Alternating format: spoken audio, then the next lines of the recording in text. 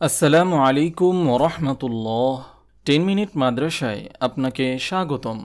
আজ আমরা জানব মুমিন নারী ও পুরুষের পোশাক কেমন হওয়া উচিত। মহান আল্লাহ তাআলা মানুষকে সৃষ্টি করেছেন তার ইবাদত করার জন্য, সঙ্গে সঙ্গে মানুষ কিভাবে চলবে সেজন্য সংবিধান হিসেবে পবিত্র কোরআন পাঠিয়েছেন। কোরআন হল মানবজাতির পথ প্রদর্শকের জন্য একমাত্র গ্রন্থ। পবিত্র কোরআনে মুমিন নারী ও পুরুষের পোশাক কেমন হবে তা স্পষ্ট বর্ণনা করা হয়েছে। আল্লাহ তাআলা পবিত্র কোরআনে পোশাককে তার বিশেষ অনুগ্রহ হিসেবে উল্লেখ করেছেন।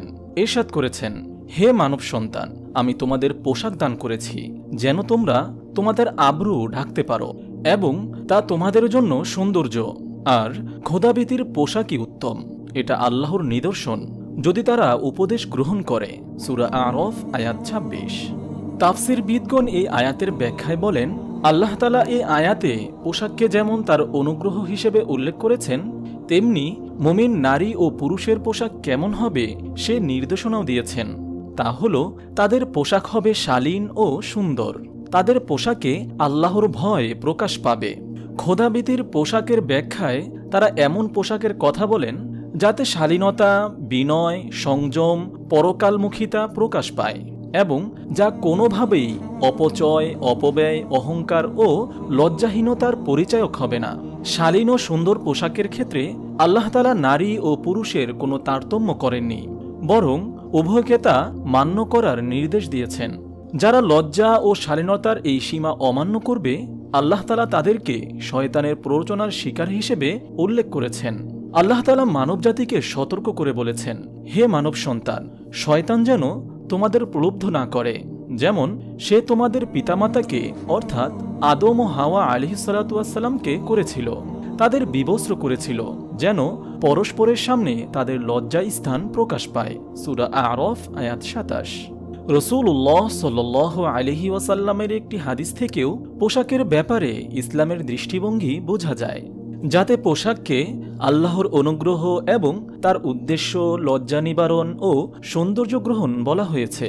ওমর ইবনে খাত্তাব রাদিয়াল্লাহু তাআলা আনহু থেকে বর্ণিত, তিনি বলেন, রাসূলুল্লাহ সাল্লাল্লাহু আলাইহি ওয়াসাল্লাম বলেছেন, যখন তোমাদের কেউ নতুন পোশাক বানায়, তা তৈরি হওয়ার পর তা পরিধান করে, তখন সে বলবে, সমস্ত প্রশংসা মহান আল্লাহর জন্য, যিনি আমাকে এমন পোশাক দান করেছেন যার মাধ্যমে আমি লজ্জার স্থান আবৃত করতে পারি এবং জীবনে সৌন্দর্য গ্রহণ করতে পারি।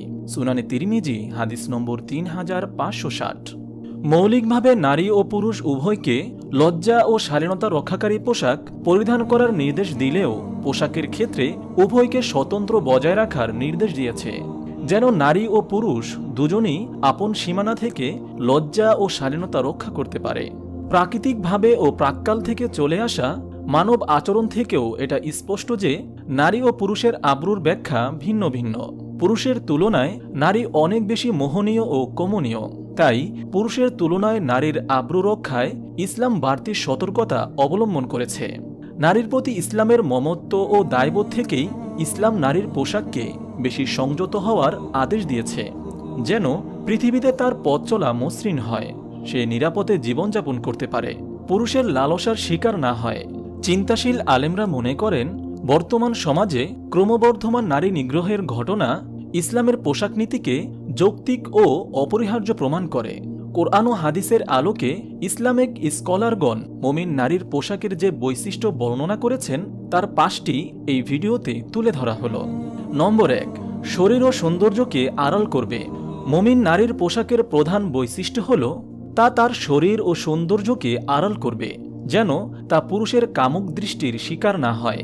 পবিত্র কোরআনে ইরশাদ হয়েছে, তারা তাদের সৌন্দর্য প্রকাশ করবে না, তবে যা স্বাভাবিকভাবে প্রকাশ পায় তা ছাড়া। সূরা নূর আয়াত ৩১। নম্বর ২, খুব বেশি পাতলা বা মোটা হবে না। মুমিন নারী এমন পাতলা পোশাক পরিধান করবে না যা পরিধানের পরও শরীর দেখা যায়, আভ্রু প্রকাশ পায়। আবার এমন মোটা পোশাক পরিধান করবে না যাতে গরমে তার কষ্ট হয়, বরং অস্বচ্ছ মধ্যম পোশাক পরিধান করবে। একাধিক হাদিসে অতিরিক্ত পাতলা পোশাক পরিধানকে কিয়ামতের নিদর্শন বলা হয়েছে। নম্বর ৩, ঢিলেঢালা হবে। ইসলাম নারী ও পুরুষ উভয়কে ঢিলেঢালা পোশাক পরিধানের নির্দেশ দিয়েছে। শরীরের অবয়ব প্রকাশ পায় এমন আটসাক পোশাক মুমিন পুরুষও পরিধান করবে না। আর নারী তো নয়ই, কেননা এমন পোশাক অন্যকে প্রলুব্ধ করতে পারে। অনেক সময় তা বোরখা, হিজাব ও পর্দার উদ্দেশ্যকেও ব্যাহত করে। নম্বর 4, পুরো শরীর ঢেকে রাখবে।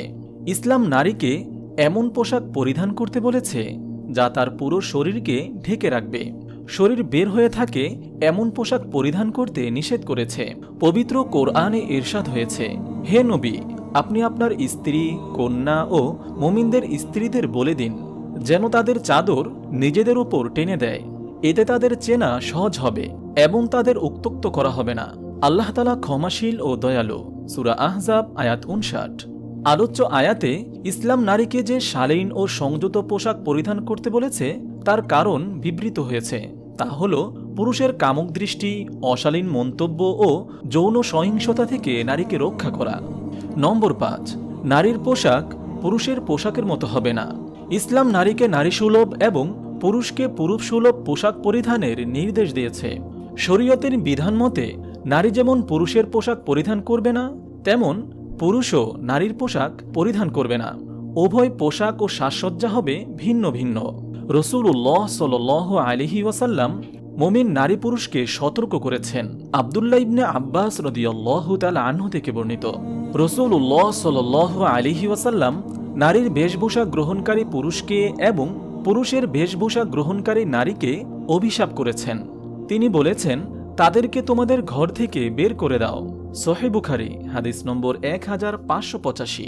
অন্য হাদিসে ইরশাদ হয়েছে, রাসূলুল্লাহ সাল্লাল্লাহু আলাইহি ওয়াসাল্লাম নারীর সাদৃশ্য গ্রহণকারী পুরুষকে এবং পুরুষের সাদৃশ্য গ্রহণকারী নারীকে অভিশাপ করেছেন। সহিহ বুখারী হাদিস নম্বর 1631। আল্লাহ তাআলা আমাদের সবাইকে উত্তম পোশাক পরার তৌফিক দান করুন, আমিন। আপনি যদি এরকম ভিডিও আরও পেতে চান তাহলে এই চ্যানেলটি সাবস্ক্রাইব করে পাশে রাখা বেল আইকনটি অন করে দিন।